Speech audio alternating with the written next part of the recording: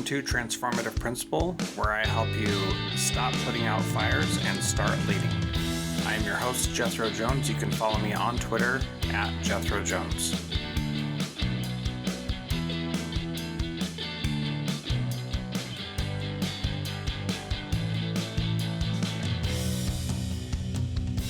Welcome to Transformative Principle. This is a continuation of the Summer of AI series brought to you by School AI and AILeader.info. Today, I'm excited to have a guest on the program, Michael B. Horn. He strives to create a world in which all individuals can build their passions and fulfill their potential through his writing, speaking, and work with a portfolio of educational organizations. He's the author of several books, including the recently released From Reopen to Reinvent, the award-winning Disrupting Class, How Disruptive Innovation Will Change the Way the World Learns, Blended, and Goodnight Box, which is a children's story, which my wife and I just wrote a children's story and it got rejected by the publisher. So maybe I need to talk to you about that. I also want to direct your attention to previous episodes with Michael. This is his third time on the show. Episode 202 and 203 were one interview split into two, episode 295 and episode 525, where we did a roundtable about teacher shortage with Charles Fournier and Kevin Stoller. So that was a fun, unique, different kind of show. Michael, welcome to Transformative Principle. So great to have you again on the show. Likewise. Thanks for having me. Yeah, this is good. So we have a wide-ranging conversation about artificial intelligence here, and we go in a lot of different directions. What was most valuable to you from it, or what do you think people should take away from our conversation today? I think you really helped me clarify my thinking around what is going to be the curriculum and canon, if you will, of the future of schooling in a world of AI, and how's what we have taught and learned over the last many years, how's that going to need to change in the future? Yeah. Oh, how fascinating. I really think that's a big thing. The thing that you really sparked for me is this idea of how important context is and how the context in which we are doing things really does matter, and that we're rarely in a vacuum. And that really clarified some things that I've been thinking about lately as well. So good conversation. So appreciate you being here again. And we'll get to that interview with Michael in just a moment. Michael, I've heard these sentiments floating out there from different people saying kids are worried about they're worried about their education because they're afraid that by the time they graduate, the job they think they're training for is not going to exist. I've heard this especially in higher education. What's been your perspective on that? Yeah, my sense from the folks that I've talked about, I mean, first, let's say this. A lot of higher ed students were disengaged from the pandemic. Right. And that has clearly not fully rebounded, and faculty members are struggling with it. So let's lay that out there first. Second, my sense is that actually, and again, this is anecdotal, but a lot of the higher ed students and faculty that I've connected with and seen some of the surveys, they're using artificial intelligence because they see that it's can do a lot of cool things and it's pretty powerful. And I'm not hearing as much of the anxiety from them because that future job feels pretty close, right? And so they're not, while there's some clear shifts in the market already happening, it's not like tomorrow, it feels like to them. Whereas where I'm actually hearing some anxiety that caught me off guard was high school students, because they feel like, it's just close enough that they're thinking about futures and careers and things like that. And they're maybe trying to pick college with that in mind. And it's just far enough away that it feels like the world could be completely different.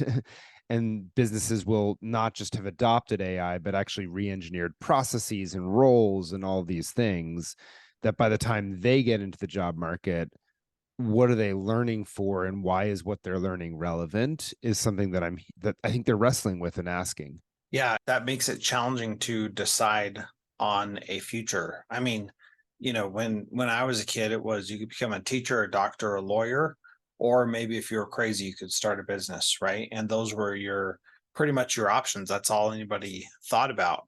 There's, of course, way more jobs than that and way more different things you could do to earn a living. But then, even if you wanted to be a doctor, let's say, or a lawyer, those two fields could be heavily impacted by the time you get those long degrees, that could you not have an opportunity? And certainly going like an entry level position and learning those basic skills could be a much more challenging thing if those basic skill entry level jobs are being completely done by artificial intelligence.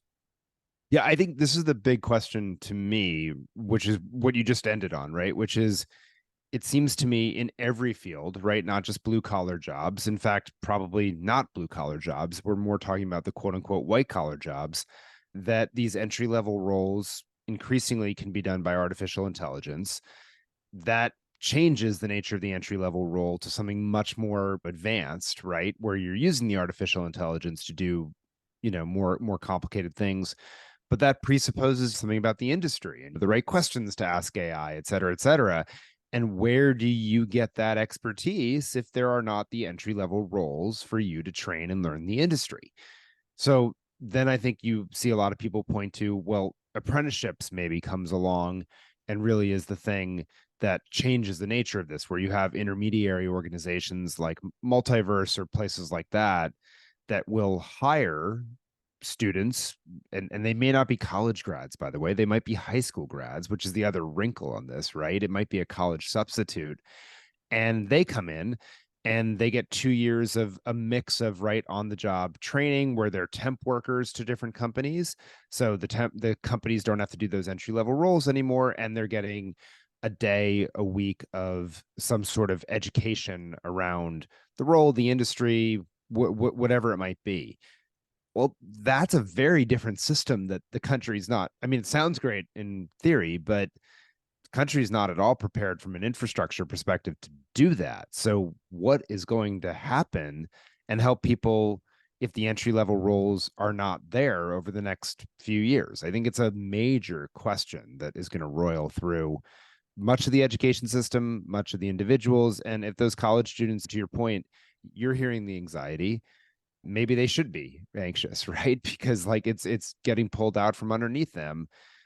Last thought, and I don't know if I'm allowed to ask a question, but I'm going to do it Yeah. because I think it's a big question of like, what does that mean for what we do from a curricular perspective? What needs to stay the same and what needs to change? And it has to be that plus, XYZ more. I haven't really, in my mind anyway, I've heard some good theorizing of that at the higher ed level, but in the K through 12 world, I don't think I've heard anything compelling one way or the other personally. Yeah. Well, I think that the things that you and I have talked about on this show in particular, more broadly in our own separate arenas as well, is that we need to help kids have diverse, different experiences. That is not just the teacher lecturing from the front of the room, that we need to bring in opportunities for them to experience real world things inside the classroom. So I think that that is essential, but it brings up the question of, does that mean that we let them do use AI tools? Do we open the floodgates for them? Do we recognize that so much information that we thought we could get in a certain way can now be gotten in a different way? How do we make decisions around that and choose the right best thing for the students that are sitting right in front of us? Yeah, great question. And two thoughts. One, to the first half of your observation about more real world experiences, I say, great point. Yes, yes, yes.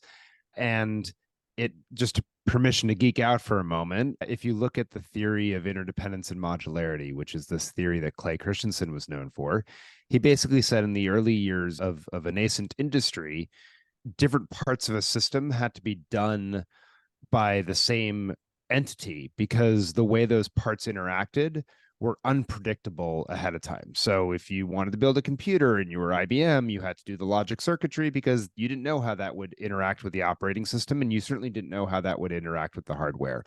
And if you tried to create standards so that you could just specialize, you would take away so many degrees of freedom that you would have produced a computer inadequate for the time.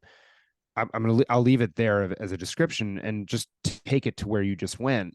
I actually think we're in this moment where the nature of skills and work is changing so fast that what you learn from a textbook is too unpredictably interdependent with those real world applications and skills. And so those things need to be much more tightly coupled in our learning. And that's the argument for everything from apprenticeships to more real world projects in the school day, is that the quote unquote book learning has to be really interdependently done with the actual experiential work itself. So I actually think there's an intellectual justification that maybe didn't exist 30 years ago, right? The nature of skills and knowledge was not changing as rapidly as it is at the moment. That pushes us. So then how does that relate to the second part of your question? Well, I think the reality is that if the nature of the work is changing so much, you got to use the tools that are at the center of that work. And so to deny people the opportunity to use AI in the context of doing their homework, their schoolwork, their projects, whatever, their written work, whatever it might be, I think is insane. I mean, it's like saying we're going to bar calculators or move back to 1995. There's this thing Google going to come in a couple years. We're not going to let you have access to that. Like all of these things that would seem insane to not prepare people for a world to use these. And also, I'll add, I think willfully blind to the reality, which is New York City and several other districts, Seattle, LA, etc. When ChatGPT came out in November, their first reaction was to ban it. They said it can cheat, it can do all this stuff. We're no way, not on our servers, not over our wireless, etc. Well, you really think the students that had access to devices and great internet at home were not using it? That's ridiculous. So now you've created an equity issue where certain students have access to it and others don't. And that seems less than ideal. On top of the fact that these are useful tools for learning how the world is going to work, on top of the fact that I think it's the wrong question, which is like, rather than saying, gee, did Jethro Jones cheat or not, or did Michael Horn cheat or not? Like, I want you learning how to build an even better project, product, outcome, whatever, using these tools to do way more than what you could do before. Because I think what we know for sure is that in the race of technology versus people, what seems to always win is the combination of the two together. Whether it's like Deep Blue beats Gary Kasparov in chess, but it turns out that random amateur chess players plus artificial intelligence destroy Deep Blue and Gary Kasparov, right? And so it's the combination of human skills with the AI that I think is going to be most important. And we need to be building that intelligence and know-how in our students right now. I think to do otherwise is irresponsible at best. Yeah, I definitely agree with you there. And so when people have suggested banning or not allowing kids to use or access it, then my response is, look, they're going to anyway, so it doesn't matter what you say. So you might as well at least teach them what it is, how it works, and what it is capable of and what it's not capable of, and make a better choice there. So a few minutes ago, you brought up Google and how Google has definitely changed the game of how a lot of things on the internet works. And one thing that I think is particularly egregious is if you search for anything, the first page of Google is all search engine optimized, packed with ads, and is a terrible experience and is not something that you want to actually go to. It's like, how do I change the whatever on my toilet? Or how do I change the stopper on my sink? What you get is, or how do I make sourdough? And then you get like a page and a half of nonsense fluff before you actually get to the thing that you need the answer for.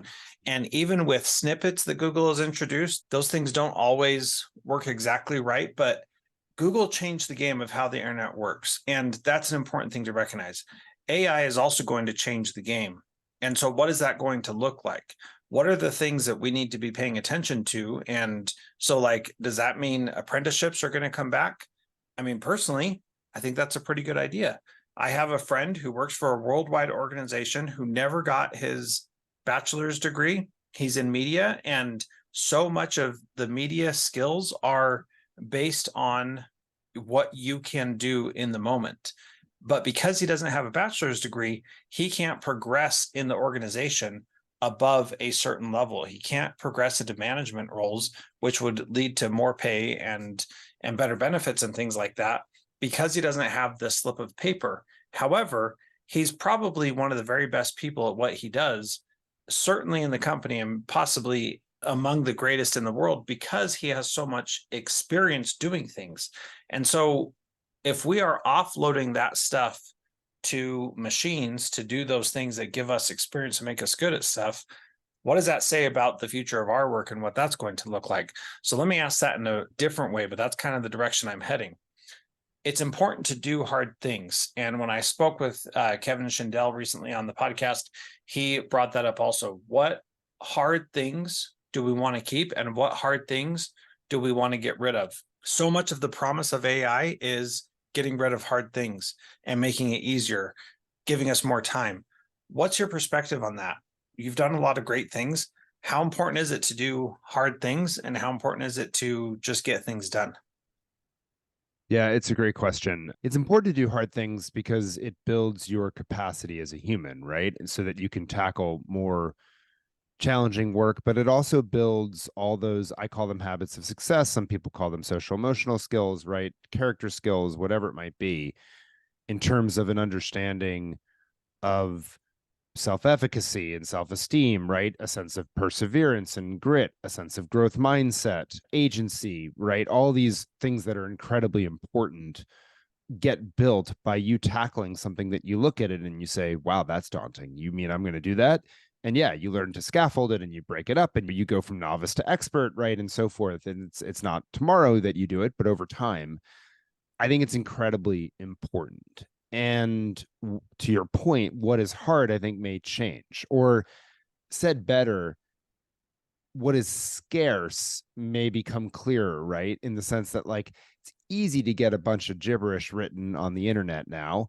What's harder, presumably, is to spend the time crafting what the AI has given you and working with it to make a message that really sings and grabs the attention of someone when you're trying to persuade them. So editing is really important. Fact checking is really important, right?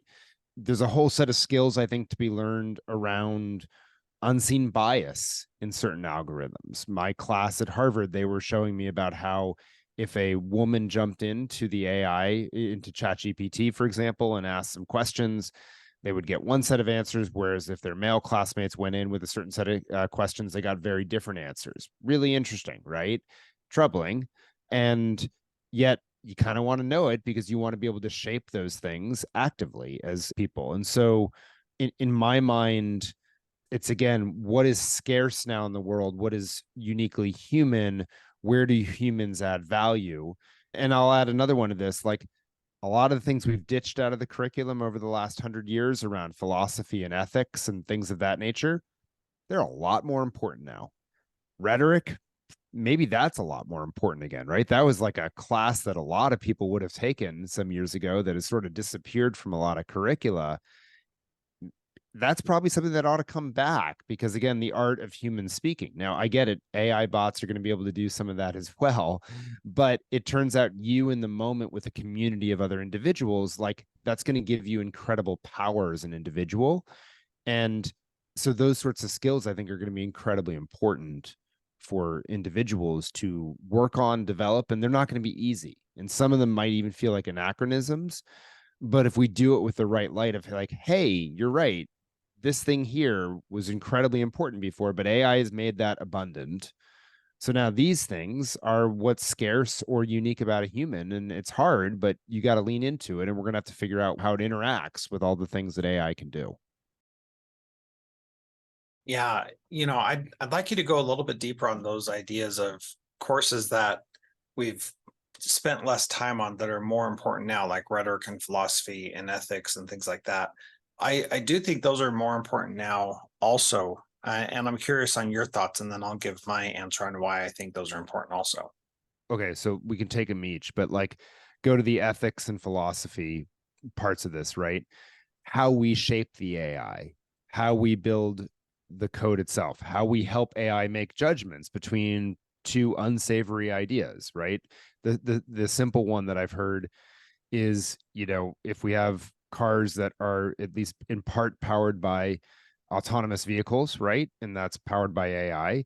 And it has to make a terrible decision. There's a group of 5, 10-year-olds in the street or an elderly woman. What does it do? Like, how does it act when there's awful hazards there?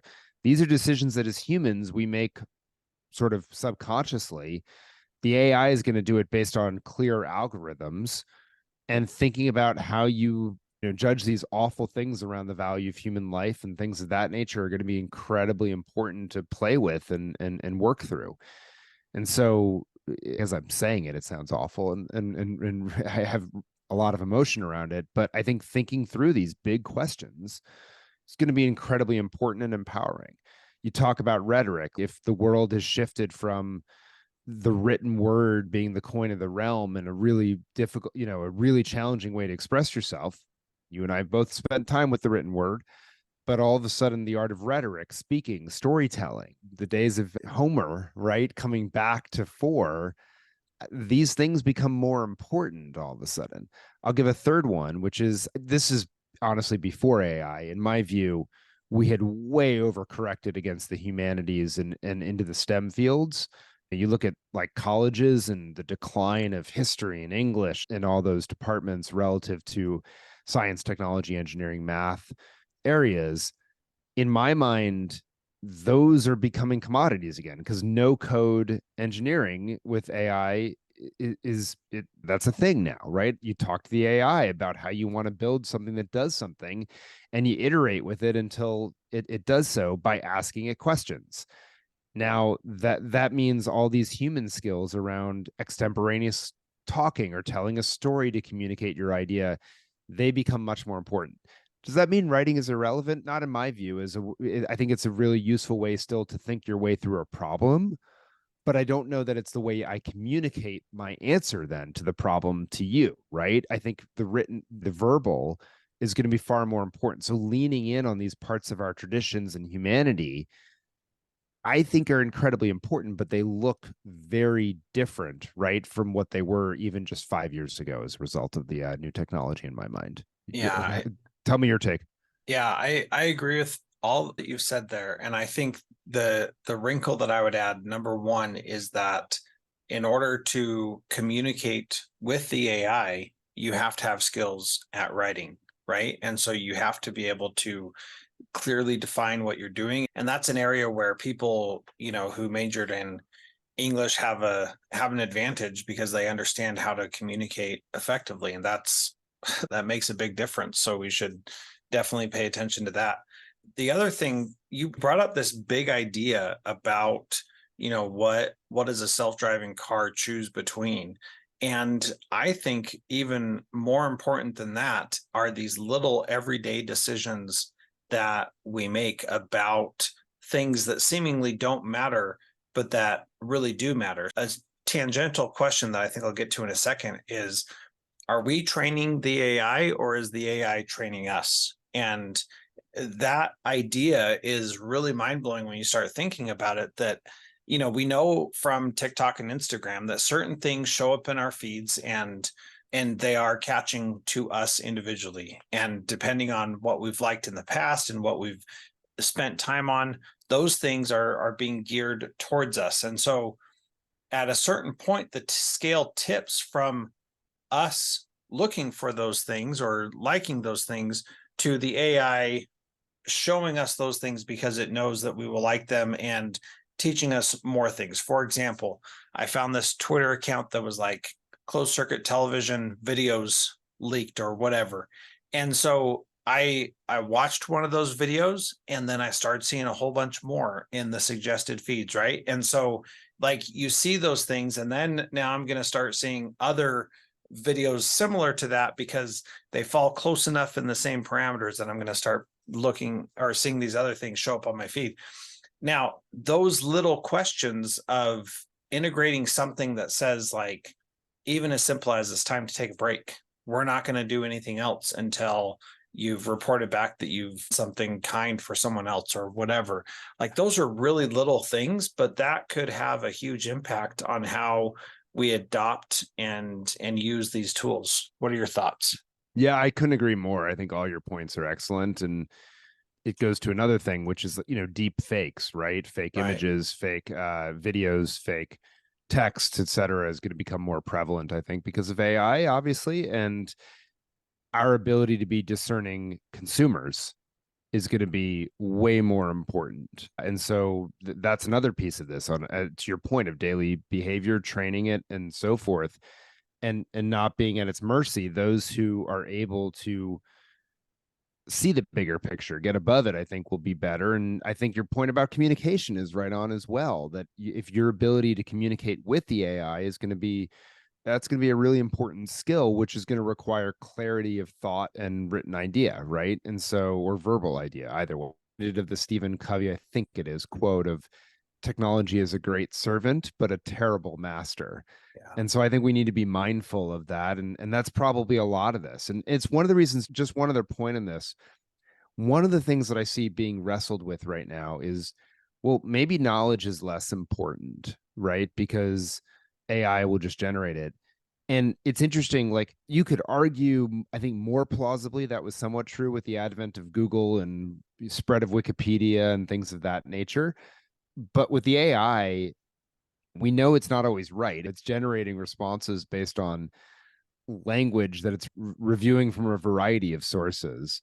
And so I think knowledge is incredibly important, but maybe more important is like how to research and distill what is fact versus fiction to figure out, is the AI spitting something out at me that is not true versus true. And so becoming a great fact checker and copy editor is probably a really important skill for individuals in the future. And you got to have some knowledge to build some knowledge. So I think in some ways, I think actually our foundations around sweeps of history and science and things of that nature actually probably remain pretty important in the curriculum. And as I said, tied to these bigger real life projects, as we've talked about, so that you're doing it contextually and you're learning. Again, something comes up, the AI says whatever, or you look at this video and you're not sure whether it's real or not. Like you have the ability to go through some questions on your own. Does that seem plausible? Does that seem like something that would actually be said? How would I check it? How would I know? Right. And sort of go through it. But you have the basis to know how to ask those questions.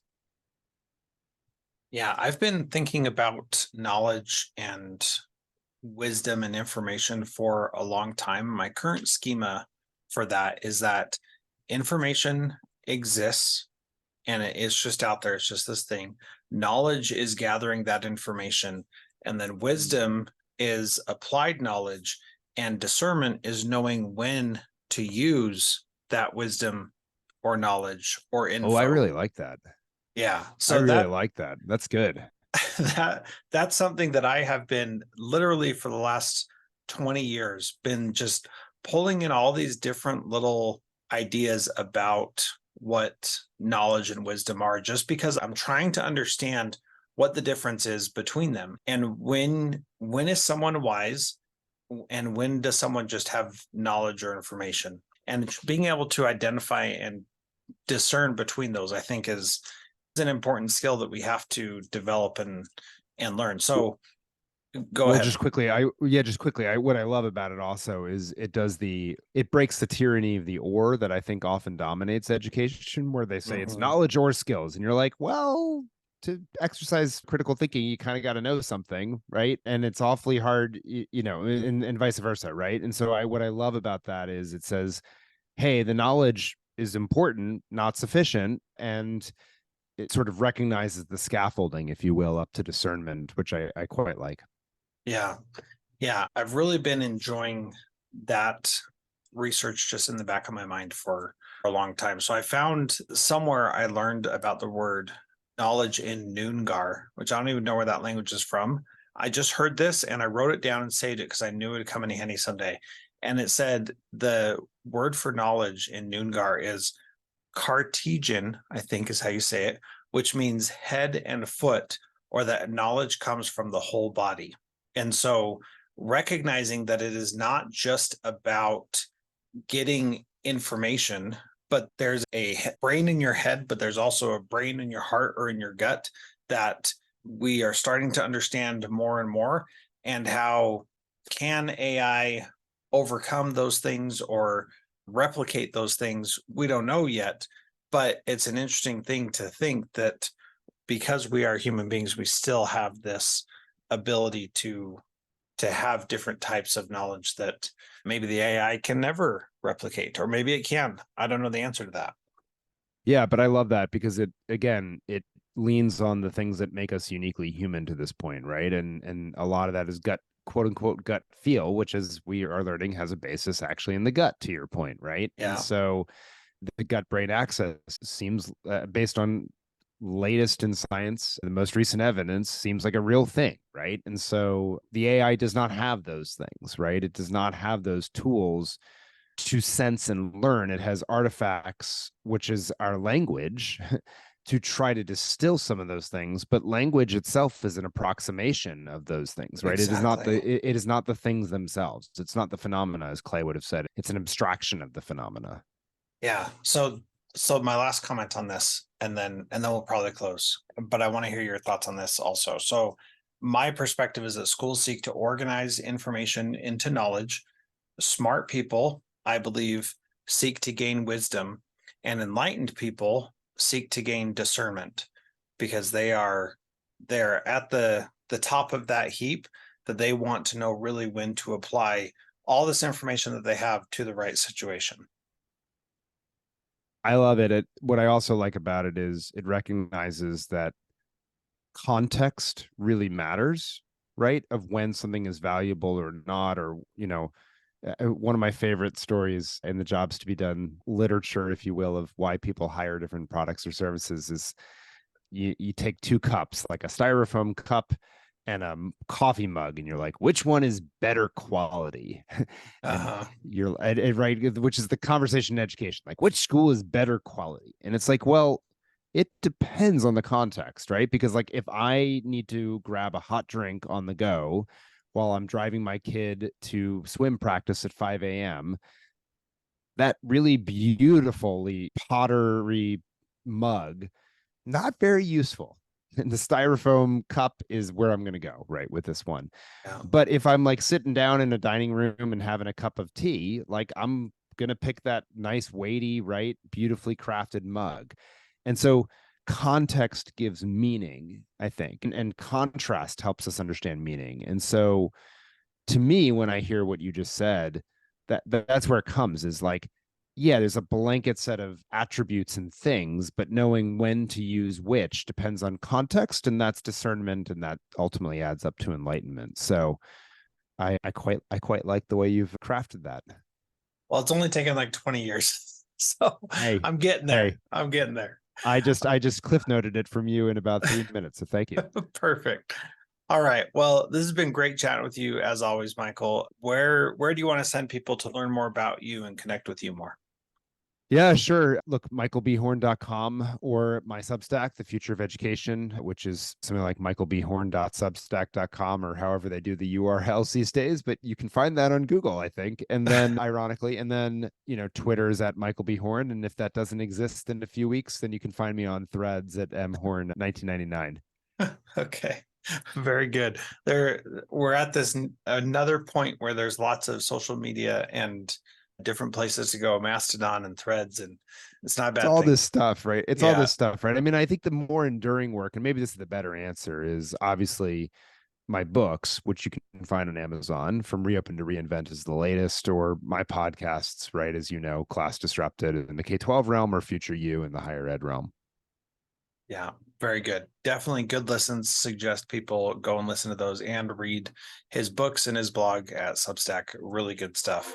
Well, thank you again, Michael. Appreciate you being here as always. Always great to chat with you. Likewise, thank you for the continued wisdom. Good one. I like it. Edited by Gage Sanderson.